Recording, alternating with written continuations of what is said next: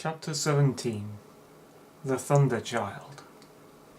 Had the Martians aimed only at destruction, they might on Monday have annihilated the entire population of London, as it spread itself slowly through the home counties.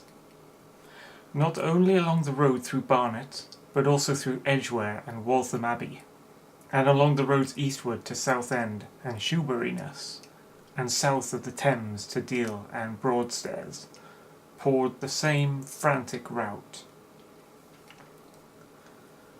If one could have hung that June morning in a balloon in the blazing blue above London, every northward and eastward road running out of the tangled maze of streets would have seemed stippled black with streaming fugitives, each dot a human agony of terror and physical distress.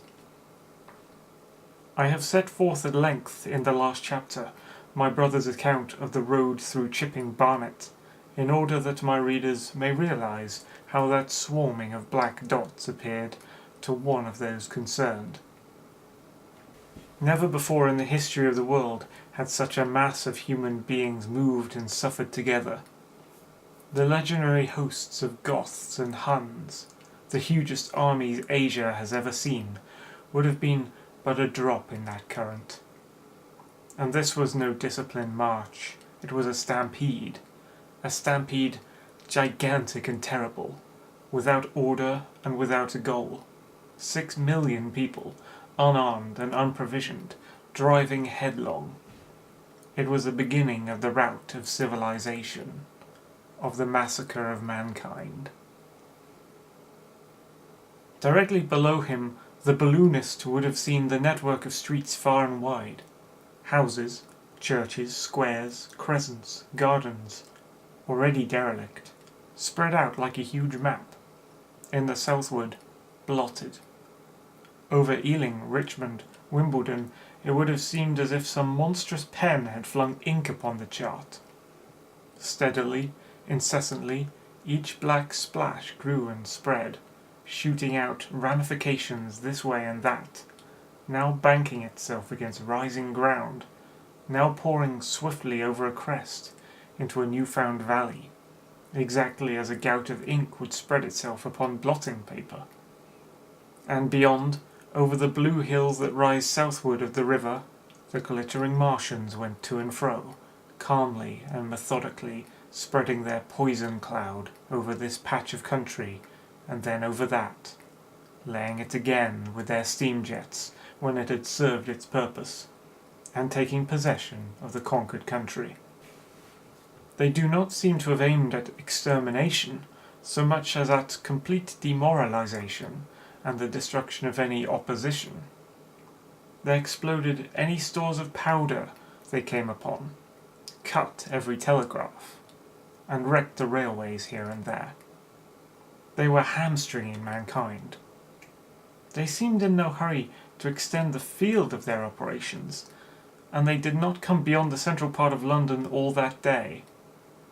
It is possible that a very considerable number of people in London stuck to their houses through Monday morning. Certain it is that many died at home, suffocated by the black smoke. Until about midday, the Pool of London was an astonishing scene. Steamboats and shipping of all sorts lay there, tempted by the enormous sums of money offered by fugitives, and it is said that many who swam out to these vessels were thrust off with boat-hooks and drowned.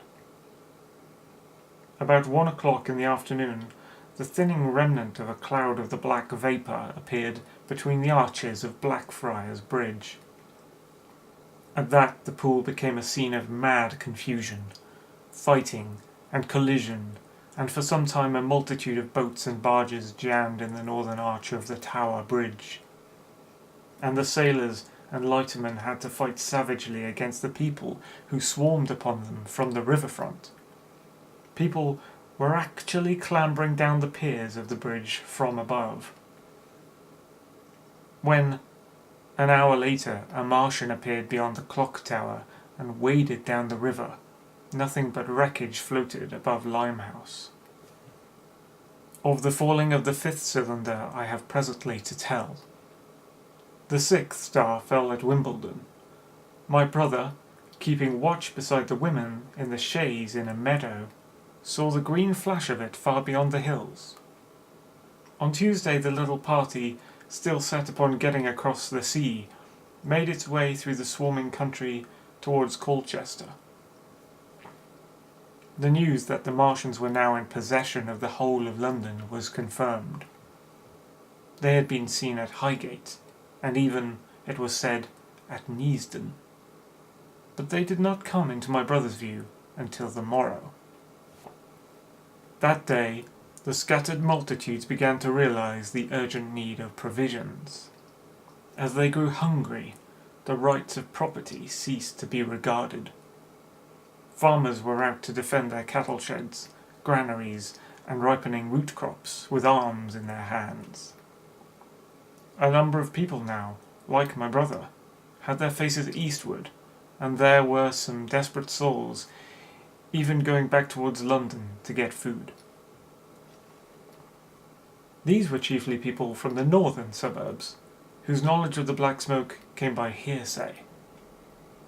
He heard that about half the members of the government had gathered at Birmingham, and that enormous quantities of high explosives were being prepared to be used in automatic mines across the Midland counties. He was also told that the Midland Railway Company had replaced the desertions of the first day's panic, and resumed traffic, and was running northward trains from St Albans to relieve the congestion of the home counties. There was also a placard in Chipping Ongar announcing that large stores of flour were available in the northern towns, and that within 24 hours bread would be distributed among the starving people in the neighbourhood. But this intelligence did not deter him from the plan of escape he had formed, and the three pressed eastward all day, and heard no more of the bread distribution than this promise. Nor, as a matter of fact, did anyone else hear more of it. That night fell the 7th star, falling upon Primrose Hill.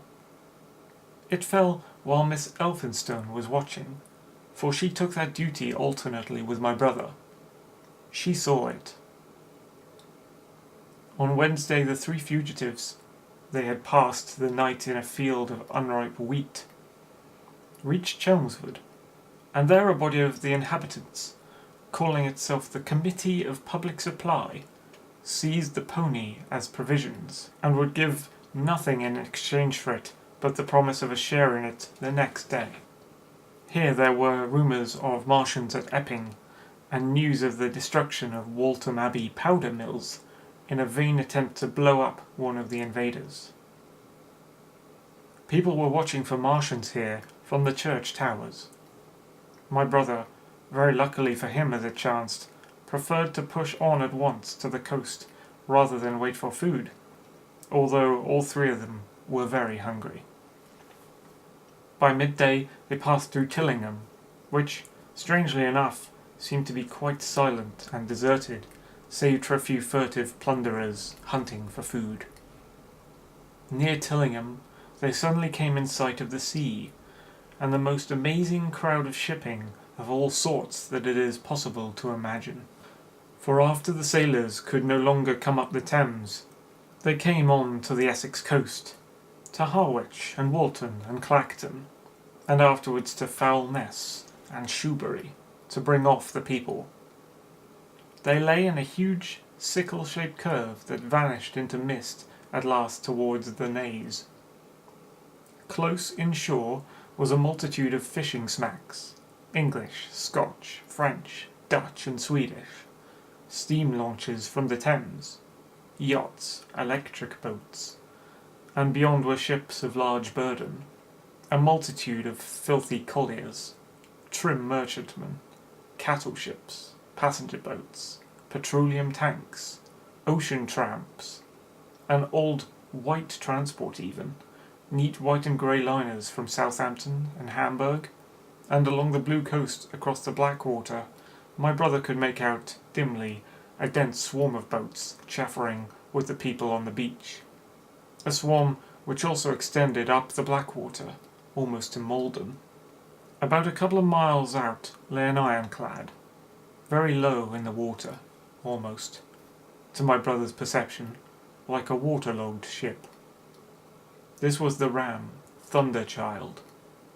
It was the only warship in sight, but far away to the right, over the smooth surface of the sea, for that day there was a dead calm, lay a serpent of black smoke, to mark the next ironclads of the Channel fleet, which hovered in an extended line, steam up and ready for action, across the Thames estuary during the course of the Martian conquest, vigilant and yet powerless to prevent it. At the sight of the sea, Mrs. Elphinstone, in spite of the assurances of her sister-in-law, gave way to panic. She had never been out of England before. She would rather die than trust herself friendless in a foreign country, and so forth. She seemed, poor woman, to imagine that the French and the Martians might prove very similar. She had been growing increasingly hysterical, fearful, and depressed during the 2 days' journeyings. Her great idea was to return to Stanmore. Things had been always well and safe at Stanmore. They would find George at Stanmore. It was with the greatest difficulty they could get her down to the beach, where presently my brother succeeded in attracting the attention of some men on a paddle steamer from the Thames. They sent a boat and drove a bargain for £36 for the three. The steamer was going, these men said, to Ostend.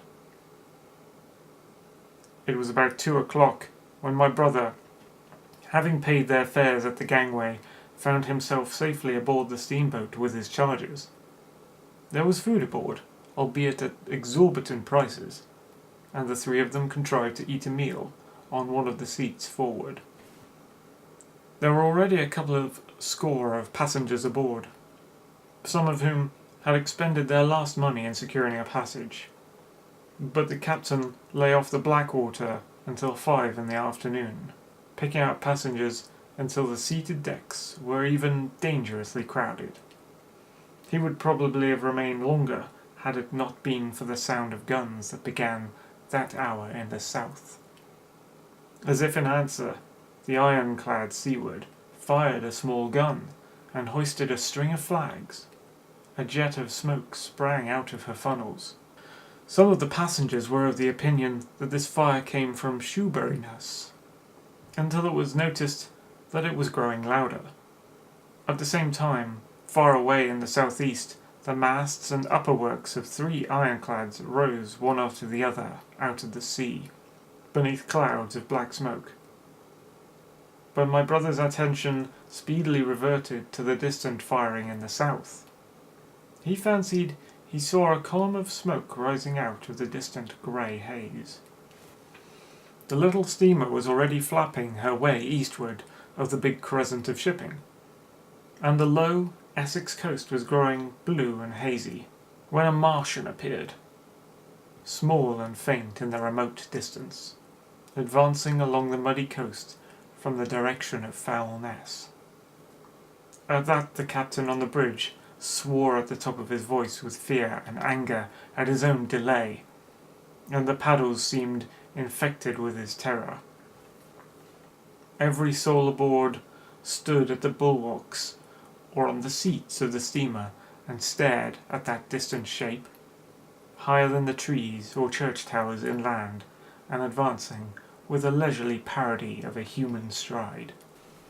It was the first Martian my brother had seen, and he stood more amazed than terrified, watching this Titan advancing deliberately towards the shipping, wading farther and farther into the water as the coast fell away.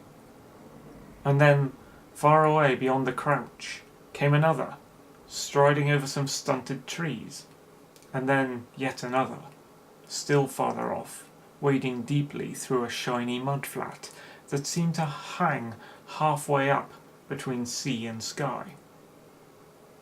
They were all stalking seaward, as if to intercept the escape of the multitudinous vessels that were crowded between Foulness and the Naze. in spite of the throbbing exertions of the engines of the little paddle boat, and the pouring foam that her wheels flung behind her. She receded with terrifying slowness from this ominous advance. Glancing northeastward, my brother saw the large crescent of shipping, already writhing with the approaching terror, one ship passing behind another coming round from broadside to end on, steamships whistling and giving off volumes of steam, sails being let out, launches rushing hither and thither. He was so fascinated by this and by the creeping danger away to the left that he had no eyes for anything seaward. And then a swift movement of the steamboat, she had suddenly come around to avoid being run down, flung him headlong from the seat upon which he was standing. There was a shouting all about him, a trampling of feet, and a cheer that seemed to be answered faintly. The steamboat lurched and rolled him over upon his hands. He sprang to his feet and saw to starboard, and not 100 yards from their heeling, pitching boat, a vast iron bulk, like the blade of a plough, tearing through the water, tossing it on either side in huge waves of foam that leaped towards the steamer, flinging her paddles helplessly in the air, and then sucking her deck down almost to the waterline. A douche of spray blinded my brother for a moment. When his eyes were clear again, he saw the monster had passed and was rushing landward. Big iron upperworks rose out of this headlong structure, and from that twin funnels projected and spat up a smoking blast shot with fire. It was the torpedo-ram Thunderchild, steaming headlong, coming to the rescue of the threatened shipping. Keeping his footing on the heavy deck by clutching the bulwarks, my brother looked past this charging Leviathan, at the Martians again, and he saw the three of them now close together, and standing so far out to sea that their tripod supports were almost entirely submerged. Thus sunken, and seen in remote perspective, they appeared far less formidable than the huge iron bulk in whose wake the steamer was pitching so helplessly. It would seem they were regarding this new antagonist with astonishment. To their intelligence, it may be, the giant was even such another as themselves. The Thunderchild fired no gun, but simply drove full speed towards them. It was probably her not firing that enabled her to get so near the enemy as she did. They did not know what to make of her. One shell, and they would have sent her to the bottom forthwith with the heat ray. She was steaming at such a pace that in a minute she seemed halfway between the steamboat and the Martians, a diminishing black bulk against the receding horizontal expanse of the Essex coast. Suddenly the foremost Martian lowered his tube and discharged a canister of the black gas at the ironclad. It hit her larboard side and glanced off in an inky jet that rolled away to seaward, an unfolding torrent of black smoke, from which the ironclad drove clear. To the watchers from the steamer, low in the water, and with the sun in their eyes, it seemed as though she were already among the Martians. They saw the gaunt figures separating and rising out of the water as they retreated shoreward, and one of them raised the camera-like generator of the heat ray. He held it pointing obliquely downward, and a bank of steam sprang from the water at its touch. It must have driven through the iron of the ship's side like a white-hot iron rod through paper. A flicker of flame went up through the rising steam, and then the Martian reeled and staggered. In another moment he was cut down, and a great body of water and steam shot high in the air. The guns of the Thunderchild sounded through the reek, going off one after the other, and one shot splashed the water high close by the steamer, ricocheted towards the other flying ships to the north, and smashed a smack to matchwood. But no one heeded that very much. At the sight of the Martian's collapse, the captain on the bridge yelled inarticulately, and all the crowding passengers on the steamer's stern shouted together. And then they yelled again, for, surging out beyond the white tumult, drove something long and black, the flames streaming from its middle parts, its ventilators and funnels spouting fire. She was alive still! The steering gear, it seems, was intact, and her engines working. She headed straight for a second Martian, and was in 100 yards of him, when the heat ray came to bear. Then, with a violent thud, a blinding flash, her decks, her funnels, leaped upward. The Martian staggered with the violence of her explosion, and in another moment the flaming wreckage, still driving forward with the impetus of its pace, had struck him and crumpled him up like a thing of cardboard. My brother shouted involuntarily. A boiling tumult of steam hit everything again. "Two!" yelled the captain. Everyone was shouting.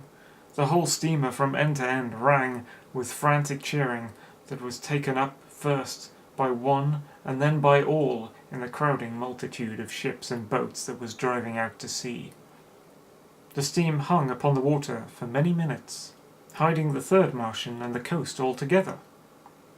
And all this time the boat was paddling steadily out to sea and away from the fight, and when at last the confusion cleared, the drifting bank of black vapour intervened, and nothing of the Thunderchild could be made out, nor could the third Martian be seen. But the ironclads to seaward were now quite close and standing in towards shore past the steamboat. The little vessel continued to beat its way seaward, and the ironclads receded slowly towards the coast, which was hidden still by a marbled bank of vapour, part steam, part black gas, eddying and combining in the strangest way.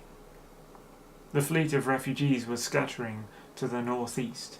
Several smacks were sailing between the ironclads and the steamboat. After a time, and before they reached the sinking cloud bank, the warships turned northward, and then abruptly went about and passed into the thickening haze of the evening southward. The coast grew faint, and at last indistinguishable amid the low banks of clouds that were gathering about the sinking sun. Then suddenly, out of the golden haze of the sunset, came the vibration of guns, and a form of black shadows moving. Everyone struggled to the rail of the steamer and peered into the blinding furnace of the west, but nothing was to be distinguished clearly. A mass of smoke rose slanting and barred the face of the sun.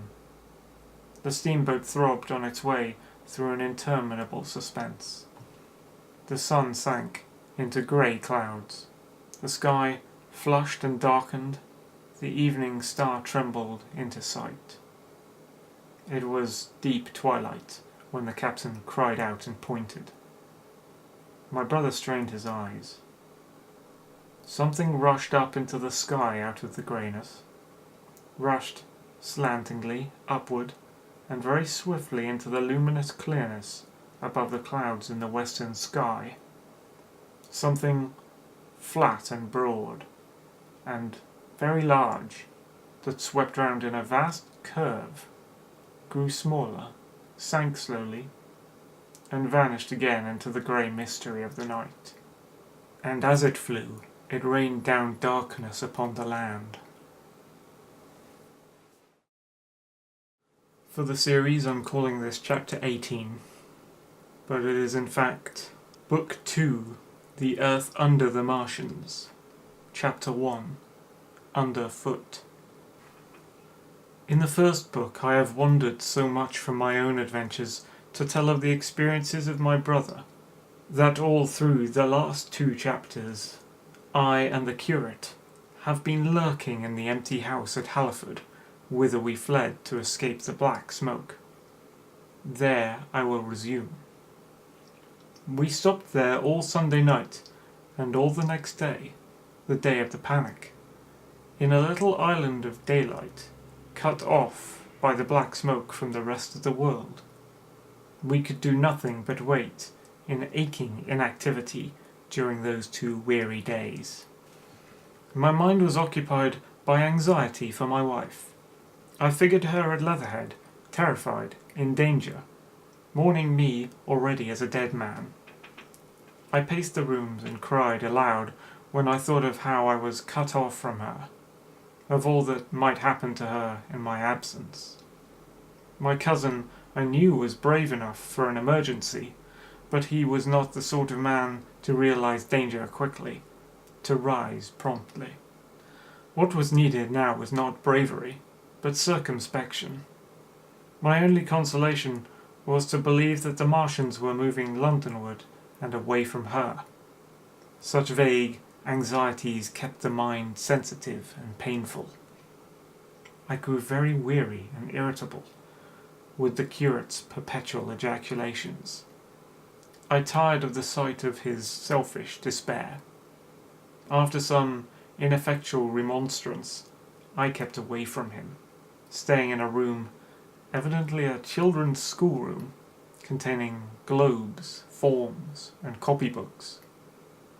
When he followed me thither, I went to a box room at the top of the house and, in order to be alone with my aching miseries, locked myself in. We were hopelessly hemmed in by the black smoke all that day and the morning of the next. There were signs of people in the next house on Sunday evening, a face at the window, and moving lights, and later the slamming of a door. But I do not know who these people were, nor what became of them. We saw nothing of them next day. The black smoke drifted slowly riverward all through Monday morning, creeping nearer and nearer to us, driving at last along the roadway outside the house that hid us. A Martian came across the fields about midday, laying the stuff with a jet of superheated steam that hissed against the walls, smashed all the windows it touched, and scalded the curate's hand as he fled out of the front room. When at last we crept across the sodden rooms and looked out again, the country northward was as though a black snowstorm had passed over it. Looking towards the river, we were astonished to see an unaccountable redness mingling with the black of the scorched meadows. For a time, we did not see how this change affected our position, save that we were relieved of our fear of the black smoke. But later I perceived that we were no longer hemmed in, that now we might get away. So soon as I realized that the way of escape was open, my dream of action returned. But the curate was lethargic, unreasonable. "We are safe here," he repeated. "Safe here." I resolved to leave him. Would that I had. Wiser now for the artilleryman's teaching, I sought out food and drink. I had found oil and rags for my burns, and I also took a hat and a flannel shirt that I found in one of the bedrooms. When it was clear to him that I meant to go alone, had reconciled myself to going alone, he suddenly roused himself to come. And all being quiet throughout the afternoon, we started about 5 o'clock, as I should judge, along the blackened road to Sunbury. In Sunbury, and at intervals along the road, were dead bodies lying in contorted attitudes, horses as well as men, overturned carts and luggage, all covered thickly with black dust. That pall of cindery powder made me think of what I had read of the destruction of Pompeii. We got to Hampton Court without misadventure, our minds full of strange and unfamiliar appearances. And at Hampton Court our eyes were relieved to find a patch of green that had escaped the suffocating drift. We went through Bushy Park, with its deer going to and fro under the chestnuts, and some men and women hurrying in the distance towards Hampton, and so we came to Twickenham. These were the first people we saw. Away across the road, the woods beyond Ham and Petersham was still afire. Twickenham was uninjured by either heat ray or black smoke, and there were more people about here. though none could give us news. For the most part, they were like ourselves, taking advantage of a lull to shift their quarters. I have an impression that many of the houses here were still occupied by scared inhabitants, too frightened even for flight. Here too the evidence of a hasty rout was abundant along the road. I remember most vividly 3 smashed bicycles in a heap, pounded into the road by the wheels of subsequent carts. We crossed Richmond Bridge about 8:30. We hurried across the exposed bridge, of course, but I noticed floating down the stream a number of red masses, some many feet across. I did not know what these were. There was no time for scrutiny, and I put a more horrible interpretation on them than they deserved. Here again on the Surrey side were black dust that had once been smoke, and dead bodies, a heap near the approach to the station. But we had no glimpse of the Martians until we were some way towards Barnes. We saw in the blackened distance a group of 3 people running down a side street towards the river, but otherwise it seemed deserted. Up the hill, Richmond town was burning briskly. Outside the town of Richmond, there was no trace of the black smoke. Then suddenly, as we approached Kew, came a number of people running, and the upper works of a Martian fighting machine loomed in sight over the housetops, not 100 yards away from us. We stood aghast at our danger, and had the Martian looked down, we must immediately have perished. We were so terrified that we dared not to go on, but turned aside and hid in a shed in a garden. There the curate crouched, weeping silently, and refusing to stir again. But my fixed idea of reaching Leatherhead would not let me rest, and in the twilight I ventured out again.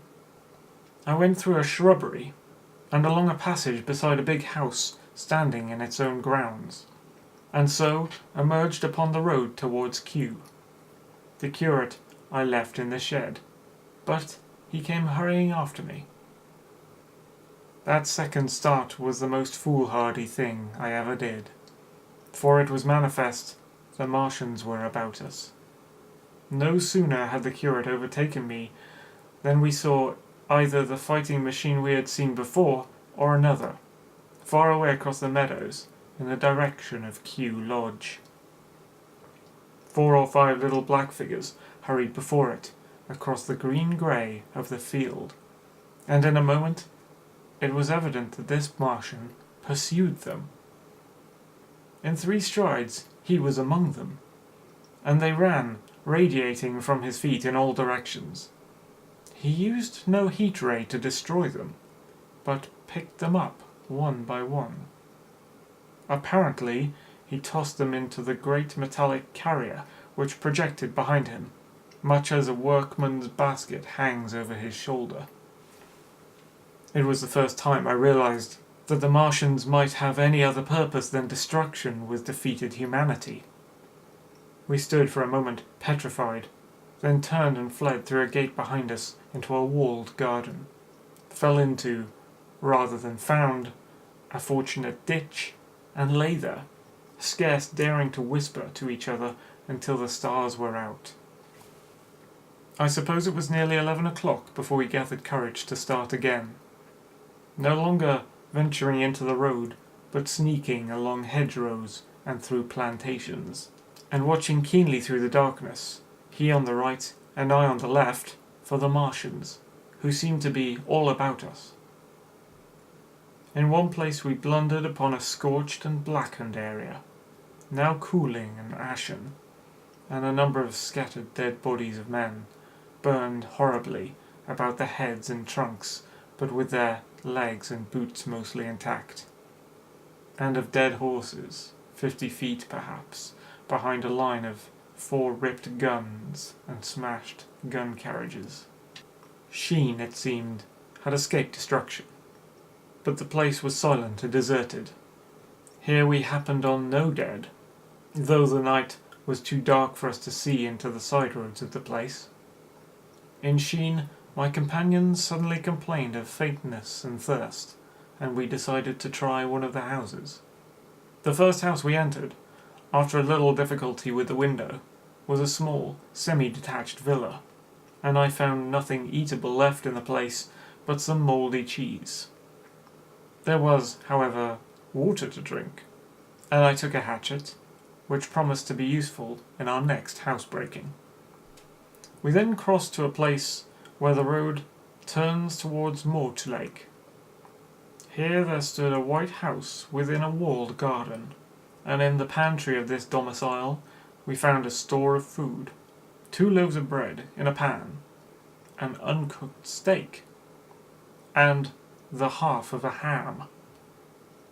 I give this catalogue so precisely because, as it happened, we were destined to subsist upon this store for the next fortnight. Bottled beer stood under a shelf, and there were 2 bags of haricot beans and some limp lettuces. This pantry opened into a kind of wash-up kitchen, and in this was firewood.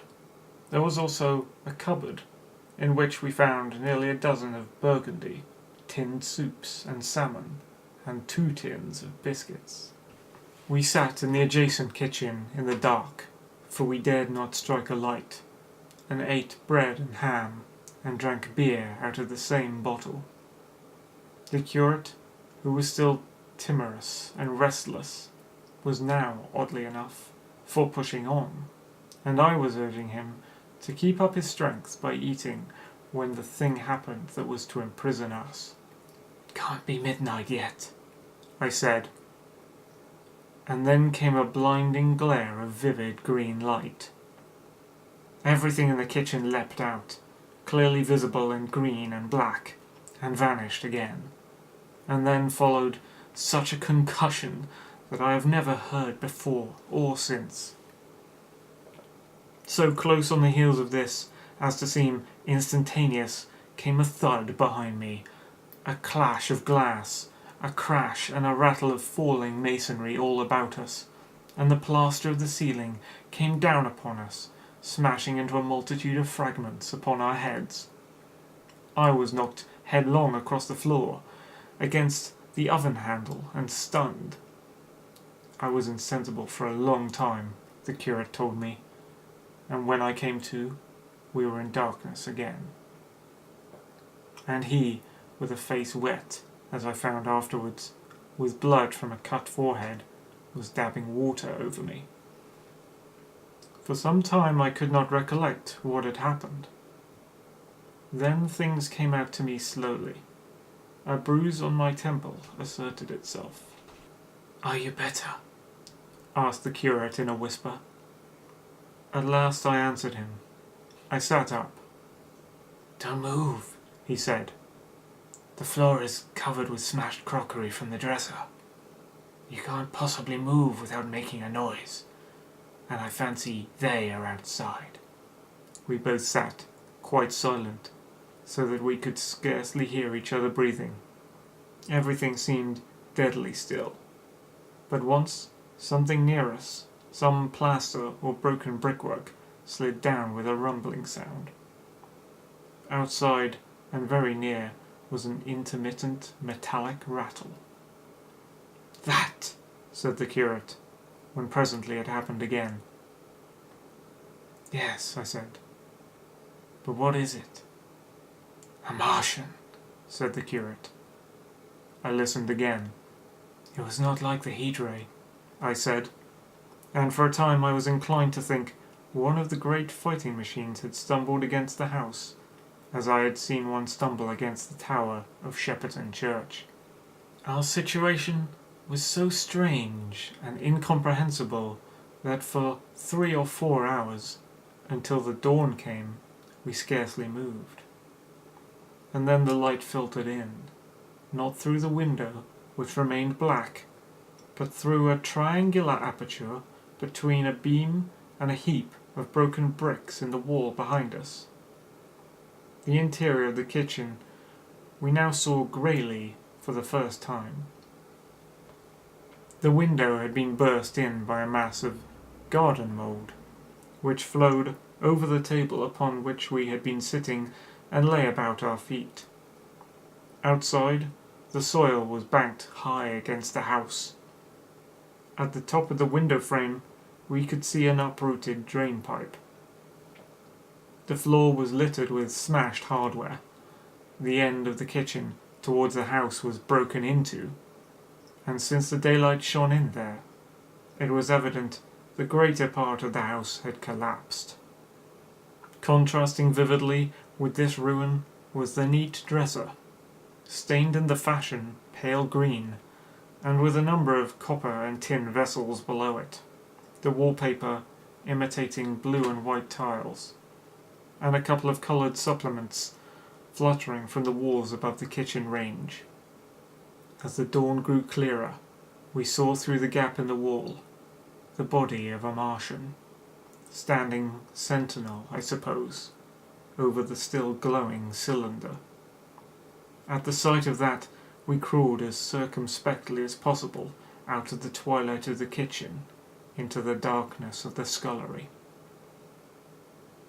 Abruptly, the right interpretation dawned upon my mind.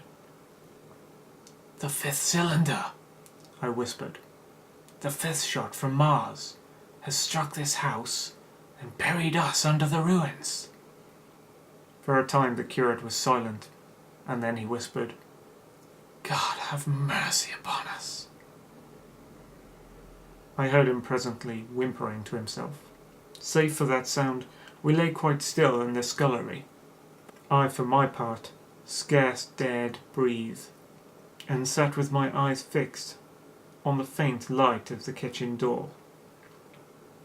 I could just see the curate's face, a dim oval shape, and his collar and cuffs. Outside there began a metallic hammering, and then a violent hooting, and then again, after a quiet interval, a hissing, like the hissing of an engine.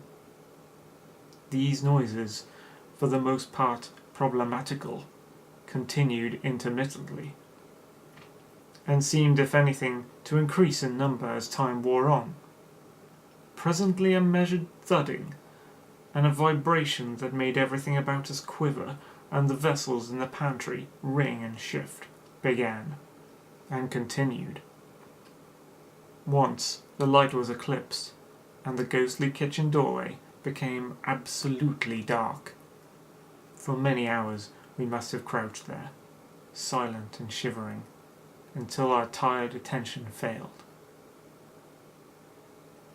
At last I found myself awake and very hungry. I am inclined to believe we must have spent the greater portion of a day before that awakening. My hunger was at a stride so insistent that it moved me to action. I told the curate I was going to seek food, and felt my way towards the pantry. He made me no answer, but so soon as I began eating, the faint noise I made stirred him up, and I heard him crawling after me.